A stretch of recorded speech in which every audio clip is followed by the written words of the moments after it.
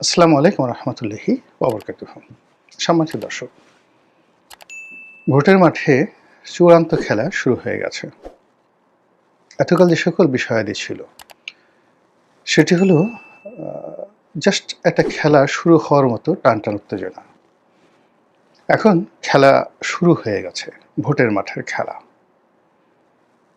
অবাক করার বিষয় হলো যে এখানে মূলত এক পক্ষ অ্যাকশন দেখাচ্ছে খেলতে গিয়ে, আর অন্য পক্ষ অ্যাকশন না দেখিয়ে, রিয়াকশন না দেখিয়ে তকদিরের উপর, কপালের উপর, ভাগ্যের উপর তারা নির্ভর করছে। তারা অপেক্ষা করছে যে সময় সবকিছুর মীমাংসা করবে। ২৫ তারিখে টার্গেট করে বিএনপির সমস্ত চিন্তা চেতনা এখন ২৫ তারিখ কেন্দ্রিক হয়ে গেছে। তারেক রহমান সাহেব দেশে আসবেন, তারপর ২৫, ২৬, ২৭ এই ৩ দিন মোটামুটি তিনি ব্যস্ত থাকবেন সংবর্ধনা গ্রহণ করার জন্যে। ২৮ তারিখ থেকে তিনি সিদ্ধান্ত নিতে পারবেন বা নেবেন। আর সেই ২৮ তারিখের মধ্যে তিনি সিদ্ধান্ত নেবেন। অনেকে চিন্তা করছেন যে যারা মনোনয়ন পেয়েছেন এটা বাদ হয়ে যেতে পারে। আবার অনেক আশা করছেন যে তারেক রহমান সাহেব দেশে আসলে তার মনোনয়ন হতে পারে। এই যে একটা আশা নিরাশার যে দোলাচল, এখানে কেউ কোনো অ্যাকশন দেখাচ্ছে না। একেবারে ২৫ তারিখের জন্য রুদ্ধশ্বাসে তারা অপেক্ষা করছে। এই গেল একটা গ্রুপ। এখন পর্যন্ত তফসিল যে পর্যায়ে রয়েছে সেই তফসিলের হিসাব অনুযায়ী মূলত ধরুন ২৯ তারিখে, ডিসেম্বর মাসের ২৯ তারিখে এই প্রার্থীটা মানে তাকে নমিনেশন পেপার জমা দিতে হবে, প্রার্থীতা কনফার্ম করতে হবে। তাহলে আমি যে হিসাব বললাম যে তারেক রহমান সাহেব যেদিন আসবেন ওই দিন ২৫শে ডিসেম্বর, তারপরের দিন বন্ধ। তো সব মিলিয়ে মানে যে অবস্থা, সেই অবস্থায় ২৮ তারিখের আগে ওনার পক্ষে অফিসে বসে কোনো সিদ্ধান্ত নেওয়া সম্ভব হবে না। আর যদি আপনি অলৌকিক কিছু না ঘটেন তাহলে ২৮ তারিখে উনি সিদ্ধান্ত নিয়ে ২৯ তারিখে যে পদগুলোতে এখনও মনোনয়ন দেওয়া হয়নি আর যেগুলোতে অনেক আশা করছেন যে তারেক রহমান সাহেব এসে এগুলো সব উল্টে দিবেন, তারেক রহমান সাহেব তারপরে ভোটার হবেন, ইলেকশন করবেন। সেক্ষেত্রে তাদের এই যে এক্সপেকটেশন বা তাদের যে ইলিউশন, কল্পনা, এই কল্পনাকে যদি বাস্তবে রূপ লাভ নিতে হয় তাহলে ২৯ তারিখের যে তফসিল সেটি পেছাতে হবে। এখন বিএনপির পক্ষ থেকে এটি পেছানো সম্ভব হবে কি হবে না এটা নির্ভর করছে সরকারের উপরে আর সরকার সমর্থিত জামাতের উপর।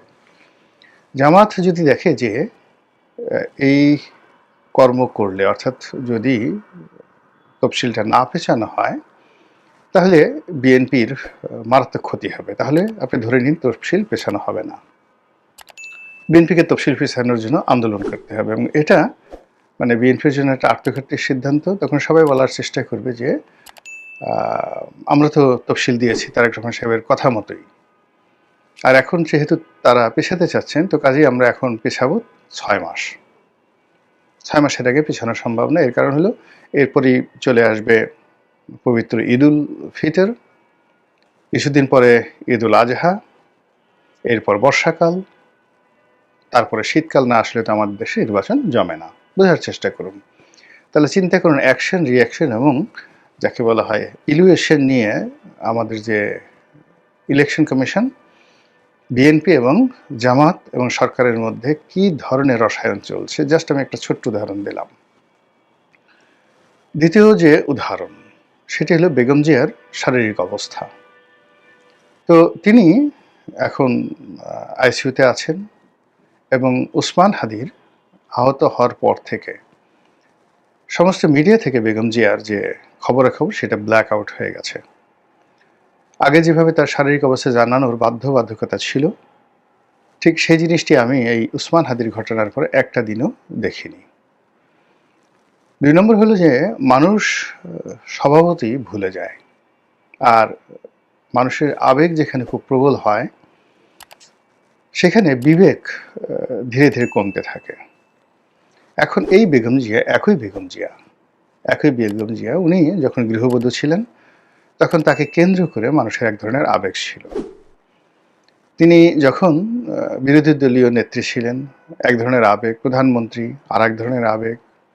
তিনি যখন জেলে গেলেন তখন আরেক ধরনের আবেগ। আবার তিনি এই সময়টিতে বিএনপির সুসময়ে এখন যে ধরনের কথাবার্তা, ইতিবাচক কথাবার্তা তার সম্পর্কে বলা হচ্ছে, এটাও একটা বিরাট আবেগ। আর এই যে বেগম জিয়াকে নিয়ে বিএনপির যারা লোকজন রয়েছেন তারা যে কথা বলছেন, তাকে মানে আওয়ামী লীগ যেভাবে বঙ্গবন্ধুকে সার্বজনীন নেতা বানানোর চেষ্টা করছে এবং শেষমেশ ফেল করেছে, আর বিএনপিও এখন ক্ষমতায় না থেকেও বেগম জিয়াকে দেশের অবিসংবাদিত এবং সার্বজনীন নেত্রী হিসেবে যেভাবে প্রতিষ্ঠিত করতে চাচ্ছে, জামায়াতের জন্য সেটা খুবই কষ্টকর। এই কারণ হলো জামাতের যে অহংকারের অলংকার, যে সকল নেতৃবৃন্দ, তারা সবাই এখন মরে যাওয়ার পরেও তাদেরকে লাঞ্ছিত করা হচ্ছে।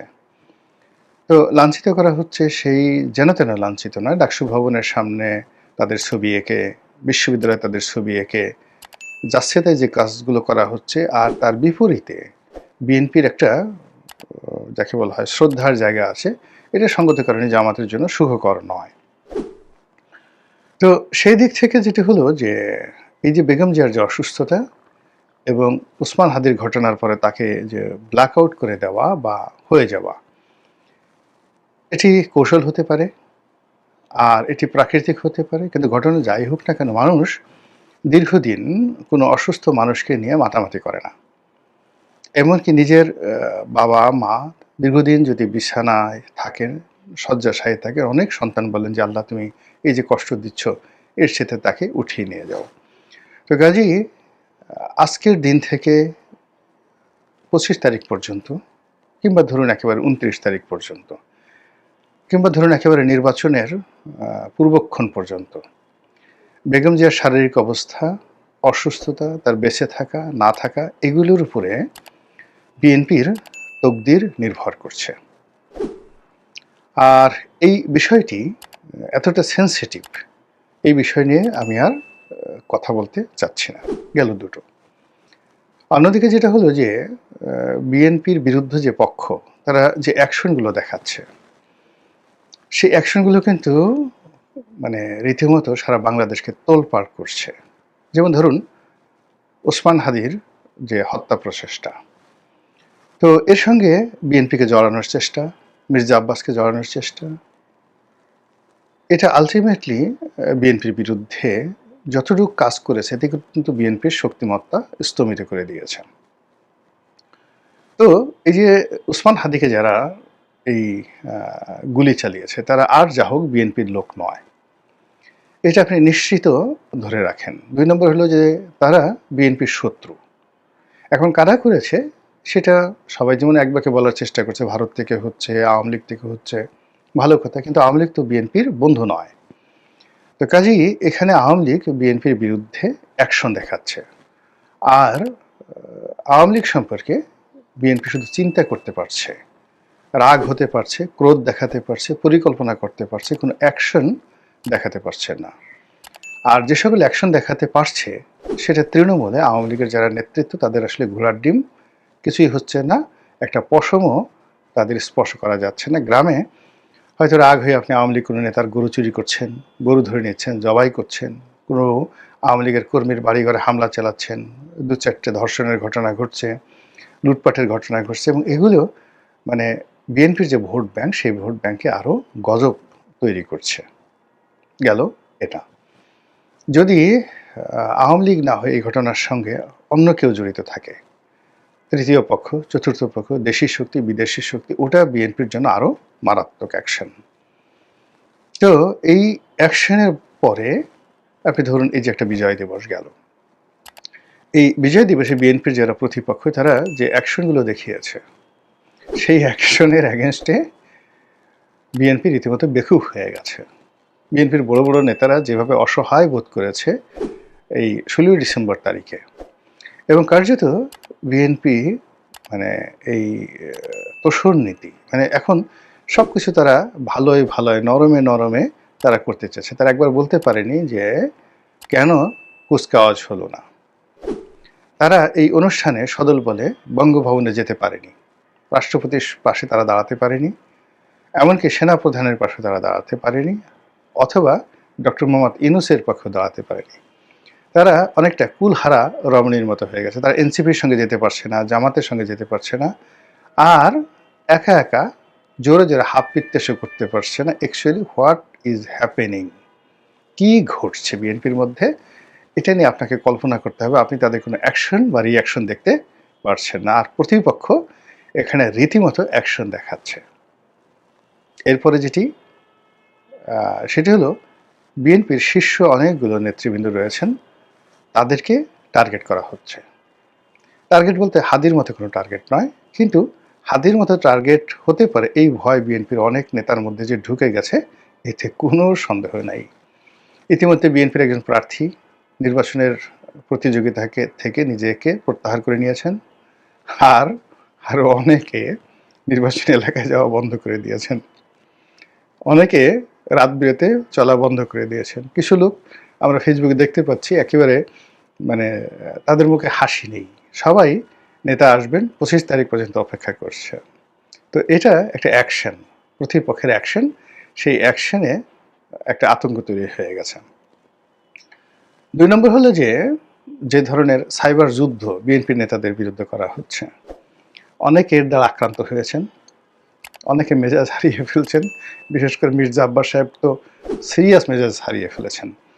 তো মির্জা আব্বাসের মতো আরও অনেকে, মির্জা ফখরুল সাহেব মেজাজ হারিয়ে ফেলেছেন, বিএনপির অনেক যারা নেতাকর্মী রয়েছেন তারাও মেজাজ হারিয়ে ফেলেছেন, অনেকে কথা বলতে চাচ্ছেন না, টেলিভিশন টকশোগুলোতেও ঠিক তাদের সেই উপস্থিতি দেখা যাচ্ছে না। তাদের যারা প্রতিপক্ষ তারা একতরফা গিয়ে সেখানে যে ন্যারেটিভগুলো তৈরি করছেন, সেই ন্যারেটিভে বিএনপি সারা শরীর মানে জ্বলে যাচ্ছে। তো এই যে মির্জা আব্বাস সাহেবের মতো, মির্জা ফখরুল সাহেব, গয়েশ্বর বাবু, সালাউদ্দিন সাহেব তো রীতিমতো নির্বাসনে গেছেন, গত সেই 10-12 দিন ধরে তার কোনো বক্তব্য শোনা যাচ্ছে না। তারপর আপনার সেই আমির খসরু মাহমুদ চৌধুরী সাহেব, তারপর ইকবাল মাহমুদ টুকু সাহেব, অন্যান্য যারা সিনিয়র নেতৃবৃন্দ আছেন, ডক্টর মঈন খান, ওনাদের কারোরই বক্তব্য শোনা যাচ্ছে না। অথচ তারা যে কথা জানেন, বক্তব্য জানেন, আওয়ামী লীগ জামানাতেও কিন্তু তারা মানে শেখ হাসিনার মসনদ কাঁপিয়ে দিতেন বিভিন্ন রকম কথাবার্তা বলে।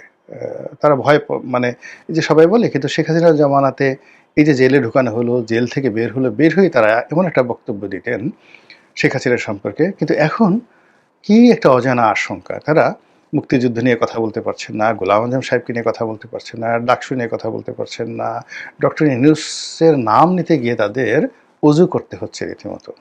তা এই যে একটা অবস্থা, যে পাক পবিত্র অজু করতে হচ্ছে, দাঁত মাজতে হচ্ছে, ভালো পোশাক আশাক পরতে হচ্ছে, যেন কোনো অবস্থাতেই বিএনপি নেতাদের কোনো বক্তব্য দ্বারা ডক্টর মোহাম্মদ ইউনূস কষ্ট না পান। তো এই যে একটা মানসিক চাপ, ভীষণ রকম একটা মানসিক চাপ, এটা যে রসায়ন, সেই রসায়নে বিএনপি আপনি নুয়ে পড়ছে। এটা ফলভারে নয়, আপনি নুয়ে পড়েছে। এখন সব নুয়ে পড়া, যেটিকে বলা হয় মুতাওয়াজ্জু। তো মুতাওয়াজ্জু হওয়া মানে একটা নির্দিষ্ট দিন, ক্ষণ, ব্যক্তি, সময়ের উপর নির্ভর করা, এটাকে বলা হয় মুতাওয়াজ্জু আরবিতে। এই মুতাওয়াজ্জুর তারিখটা হয়ে গেছে 25 তারিখ, 25শে ডিসেম্বর তারেক রহমান সাহেবের আগমন। কিন্তু এই 25 তারিখ তো অনেক দূর। এখন বিএনপির জন্য 25 মিনিট খুবই গুরুত্বপূর্ণ। এই 25 মিনিটের মধ্যে অনেক কিছু ঘটে যেতে পারে। তো সেই জায়গাটাতে বিএনপি কোনো অ্যাকশন নিতে পারছে না, রিয়াকশন দেখাতে পারছে না, আর প্রতিপক্ষ একটার পর একটা অ্যাকশন দেখিয়ে যাচ্ছে। ফলে কি হলো, এত বড় একটি রাজনৈতিক দল, ব্রুট মেজরিটি 35%, আর 280টি সিটে, সংসদীয় আসনে নিশ্চিত বিজয়ের হাতছানি, সরকার গঠনের শতভাগ নিশ্চয়তা। আর ঠিক সেই জায়গাতে যখন এইরকম একটা সম্ভাবনার উল্টো দিকে যখন এই আতঙ্কগুলো কাজ করে, তখন কেমন লাগে বলেন তো? যেকোনো মানুষেরই